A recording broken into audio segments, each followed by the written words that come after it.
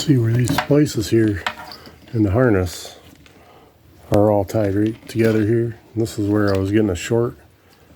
I figured it out. Hooked up my continuity tester to the hot wire here where it kept on blowing fuses. And I just kept checking it back to the ground.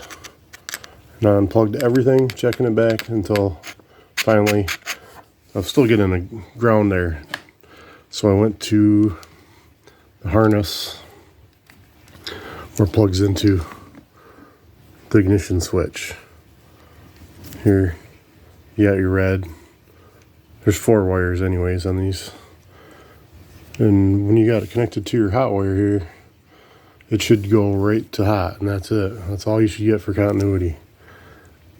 And I was getting everything but. I was getting green right here, and I wasn't getting any red wire continuity.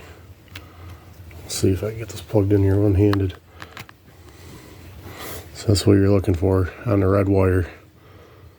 And it was going right to green. So what was happening in here, this was shorting right across here from these splices, right in this harness. Now when I got this bike, they didn't have the grounds hooked up. All they had was the green wire hooked up to the battery. They didn't have this connected here. They didn't have this other one. So I put another one in here, right here. So your minimum ground requirements are going to be from the motor, there, frame, to the battery, to the common ground. See, I got the green tied right up here. It went right to the motor. Then I took that one, went right to the frame. Now I've got another one up here on the frame.